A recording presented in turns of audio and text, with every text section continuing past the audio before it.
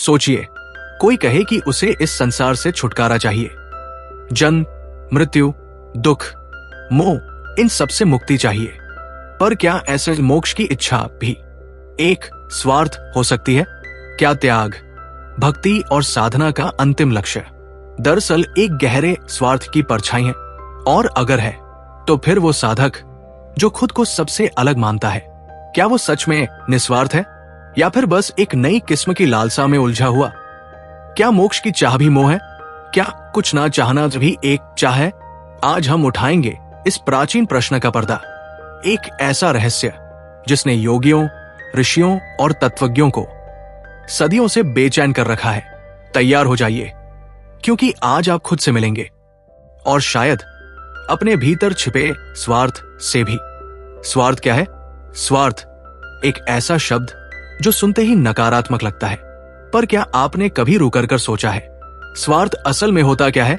आइए इसे एक सरल पर रहस्यमय तरीके से समझते हैं। स्वार्थ का सीधा अर्थ है अपनी किसी इच्छा की पूर्ति के लिए किया गया प्रयास, चाहे वो इच्छा शरीर से जुड़ी हो, मन से जुड़ी हो या आत्मा से। उदाहरण के लिए, एक व्यक्ति धन चाहता है, क्यों? ताकि उसे सुख, सम्मान और सुरक्षा मिल सके।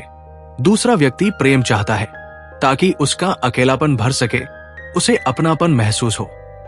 और तीसरा व्यक्ति मोक्ष चाहता है ताकि जन्म मरण का चक्र समाप्त हो जाए और उसे शांति मिले।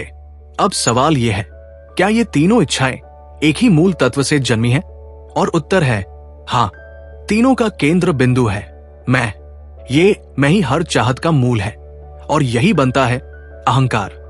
महर्षि पतंजलि ने योग सूत्र में कहा है, दुखों का मूल कारण अविद्या है और अविद्या से उत्पन्न होता है अस्मिता, यानी मैं की पहचान। इस मैं के पीछे दौड़ती हर इच्छा, चाहे वो संसार की हो या मोक्ष की, वो कहीं न कहीं स्वार्थ का ही एक रूप है। अब जरा ध्यान दीजिए, जब कोई कहता है मैं मोक्ष चाहता हूं, तो वहां भी मैं ही तो बोल रहा है।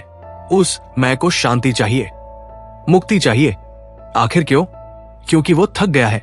उसने देख लिया है कि भौतिक सुख क्षणिक है, तो अब वो अंतिम सुख चाहता है, परम सुख जो कभी न मिटे। लेकिन क्या ये परम सुख की तलाश भी एक refined form of self interest नहीं है? गौतम बुद्ध कहते हैं, तृष्णा ही दुख का मूल है। तृष्णा चाहे जीवन की हो या निर्वाण की, जब तक इच्छा है, शांति नहीं। आदि शंकराचार्य के अद्वैत वेदांत में कहा गया है, मोक्ष कोई वस्तु नहीं है जो पाई जा सकती हो, ये तो केवल मैं के भ्रम का अंत है। और पश्चिमी दर्शन में भी नीत्शे कहते हैं कि हर नैतिकता के पीछे भी कोई उद्देश्य छिपा होता है, या तो सामाजिक स्वीकृति या आत्मसंतुष्टि। यानी स्वार्थ एक सूक्ष्म और बहुरूपी धारणा है। मनोविज्ञान भी यही कहता है, हर इच्छा के पीछे डोपामाइन का रिवॉर्ड सिस्टम काम करता है, चाहे आप दान दें या ध्यान करें। दिमाग उसे एक तरह का इंटरनल सेटिस्फैक्शन समझता है, यानी सुख किसी न किसी रूप में मुझे चाहिए। तो अब सोचिए, जब कोई साधक कहता है मैं मोक्ष चाहता हूं, तो क्या वो त्याग कर रहा है या बस एक अतिरिक्त रिफाइंड डिजायर में उलझा हुआ है? क्या मोक्ष की इच्छा भी मोह है, या क्या ये वो अंतिम भ्रम है जिसे टूटे बिना सच्चा मोक्ष संभव नहीं? ये सवाल साधारण नहीं है, ये वो द्वार है जहां से आत्म जागृति की यात्रा शुरू होती है। क्योंकि जब तक इच्छा है तब तक मैं है, और जब मैं है तब तक मोक्ष सिर्फ एक सपना है। तो क्या मोक्ष की इच्छा भी एक उच्चतम स्वार्थ है, या वही इच्छा हमें अंत में इच्छाहीन बना देती है? अब बात करते हैं, मोक्ष का उद्देश्य क्या है? सनातन धर्म में मोक्ष को परम पुरुषार्थ यानी अंतिम लक्ष्य माना गया है। पर सवाल यह है, आखिर क्यों? क्या इसलिए कि यह संसार दुखमय है? क्या मोक्ष सिर्फ एक एग्जिट गेट है जहां से हम जीवन के संघर्ष, दुख, मोह और बंधनों से भाग निकलते हैं? अगर ऐसा है, तो क्या मोक्ष की इच्छा भी एक पलायन है? भगवत गीता में श्री कृष्ण कहते हैं, कर्म करो, फल की इच्छा मत करो। अब ध्यान दीजिए, जब कोई साधक मोक्ष की इच्छा रखता है, तो क्या वो भी एक फल की इच्छा नहीं है? क्या वो भी मैं को किसी पुरस्कार तक पहुंचाने का प्रयास नहीं है? लेकिन रुकिए, यहां एक सूक्ष्म, बहुत ही महीन अंतर है जिसे केवल वही देख सकता है जिसने अपने भीतर गहराई से झांका हो। जब कोई व्यक्ति कहता है मैं मोक्ष चाहता हूं, तो वहां अब भी एक मैं है, एक पहचान, एक चाह। और जब तक ये मैं बचा हुआ है, तब तक मोक्ष की इच्छा भी एक स्वार्थ ही है। बुद्ध ने कहा था, निर्वाण कोई उपलब्धि नहीं, बल्कि एक अनबनाए गए की प्राप्ति है। और अद्वैत वेदांत में शंकराचार्य बताते हैं कि मोक्ष कोई वस्तु नहीं जिसे अर्जित किया जाए। ये तो उस अज्ञान का अंत है जो हमें अलग होने का भ्रम देता है। यहां पर मोक्ष को समझना एक अवस्था की तरह जरूरी है, न कि एक मंजिल की तरह। जैसे पानी में लहरें उठती हैं और फिर उसी में विलीन हो जाती है, वैसे ही अहं की तरंग जब शांत होती है, तब आत्मा अपने मूल स्वरूप को पहचानती है। उस स्थिति में मोक्ष की इच्छा भी समाप्त हो जाती है, क्योंकि जो जान गया वो चाहता नहीं, और जो चाहता है वो अभी जाना नहीं। कबीरदास ने कहा था, जब मैं था तब हरि नहीं, अब हरि है, मैं नहीं। यही है मोक्ष, जहां मैं ही मिट जाता है। तो क्या मोक्ष का उद्देश्य मुक्त होना है, या फिर ये उद्देश्यहीनता की चरम अवस्था है, जहां कोई चाह, कोई लक्ष्य, कोई मैं बचता ही नहीं? शायद यही कारण है कि सभी महान संतों ने मोक्ष को पाने की नहीं, बल्कि होने की बात की। वो अवस्था जहां जीवन अपनी पूर्णता में बिना किसी अपेक्षा के बस घटित होता है। तो मोक्ष का उद्देश्य क्या है? शायद उद्देश्य का ही अंत। एक कथा के द्वारा एजी समझते हैं, एक जिज्ञासु और एक संत। एक बार एक युवक आंखों में बेचैनी और मन में सवालों का तूफान लिए पहाड़ों के बीच एक साधु के आश्रम पहुंचा। उसके चेहरे पर थकान थी, जीवन की, रिश्तों की, और सबसे ज्यादा स्वयं की। उसने संत के सामने बैठते हुए कहा, बाबा, मैं मोक्ष चाहता हूं। मैं इस संसार के झूठ, इसकी भागदौड़ और इस अंतहीन दुख से ऊब गया हूं। कृपया मुझे मार्ग दिखाइए। संत ने मुस्कुराकर उसकी ओर देखा, जैसे वो उसके भीतर की हर परत पढ़ रहे हों। फिर शांत स्वर में बोले, तुम मोक्ष को अपने लिए चाहते हो, या इसलिए क्योंकि तुमने उसे सत्य जाना है? युवक कुछ पल के लिए मौन हो गया। वो प्रश्न सुनने में सरल था, लेकिन भीतर तक हिला देने वाला। उसकी आंखें नीचे झुक गई। संत ने धीरे से कहा, जब तक तुम मोक्ष को पाने की वस्तु समझते हो, तुम उससे उतने ही दूर हो, क्योंकि जो पाया जाता है वो वस्तु है, और मोक्ष वस्तु नहीं, अवस्था है। इस संवाद की गूंज हमें भगवान बुद्ध के उस क्षण की याद दिलाती है, जब उन्होंने कहा था, तुम जो खोज रहे हो वो पहले से ही तुम्हारे भीतर है, लेकिन उसे देखने के लिए सबसे पहले तुम्हें वह छोड़ना होगा जो तुम हो नहीं। और यही बात संत समझा रहे थे कि मोक्ष किसी उपलब्धि की तरह नहीं आता। वो आता है जब तुम अपने भीतर की सबसे सूक्ष्म इच्छा को, यहां तक कि मोक्ष की भी, त्याग देते हो। कबीरदास ने कहा था, जो माने मोक्ष की माया वो भी बंधन में फंसा। यानी मोक्ष की कामना भी एक माया जाल है जो तुम्हें स्वतंत्र नहीं बल्कि एक नई जंजीर में बांध देती है।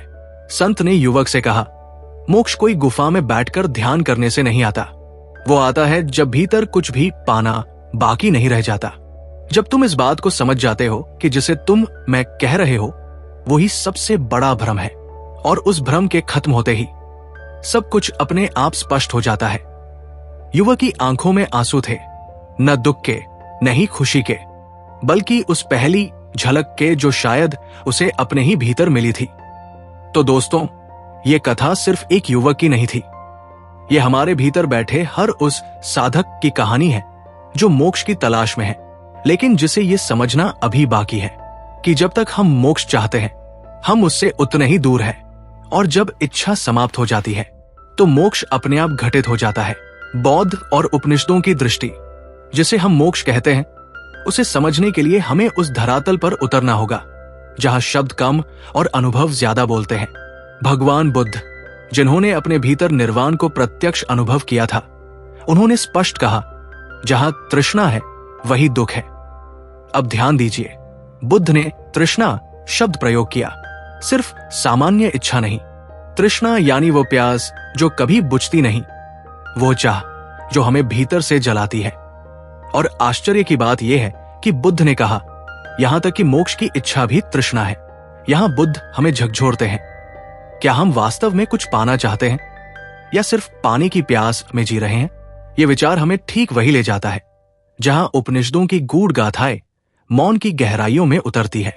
छांदोग्य उपनिषद कहता है, यदा सर्वे प्रभिद्यन्ते हृदयस्य ग्रंथय, अर्थात जब हृदय की सभी गांठें जो इच्छा, भय, मोह और अहंकार से बनी है खुल जाती है, तब आत्मा स्वतः मुक्त हो जाती है। यहां एक बेहद महत्वपूर्ण अंतर समझना आवश्यक है। उपनिषद कहते हैं कि मोक्ष किया नहीं जाता, वो घटित होता है। जैसे सूरज कभी उगता नहीं बल्कि बादल हटते हैं, वैसे ही आत्मा कभी बंधी नहीं होती, परंतु हमारी मान्यताएं, इच्छाएं और भ्रम हमें बंदी बना देते हैं। जब मैं चाहता हूं कि अंतिम आवाज भी शांत हो जाती है, तभी शून्य के भीतर से एक नई ज्योति जन्म लेती है, और वही है मोक्ष।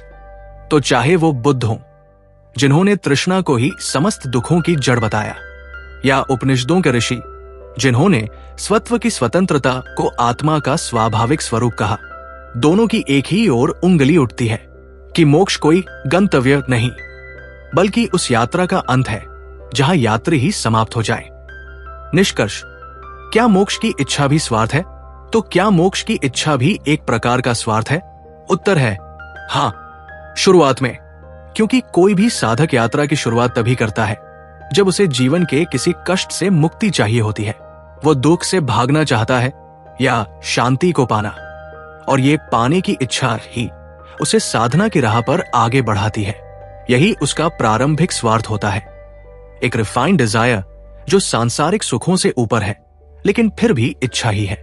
लेकिन जैसे जैसे साधक ध्यान में उतरता है, जैसे जैसे वो स्वयं के भीतर उतरता है, वो देखता है कि मोक्ष कोई वस्तु नहीं जिसे कहीं बाहर पाया जा सके, बल्कि वो तो एक सहज स्थिति है जहां पाने की सभी इच्छाएं समाप्त हो चुकी होती है। रामकृष्ण परमहंस कहते थे, जैसे एक कांटे से दूसरा कांटा निकालकर दोनों फेंक दिए जाते हैं, वैसे ही मोक्ष की इच्छा बाकी इच्छाओं को हटाने के लिए आवश्यक हो सकती है, लेकिन अंत में वह भी त्याज्य हो जाती है। मोक्ष की चाह धीरे धीरे इच्छाओं की समाप्ति में बदल जाती है, और जब चाहना ही नहीं बचती, तभी सच्चा मोक्ष घटित होता है।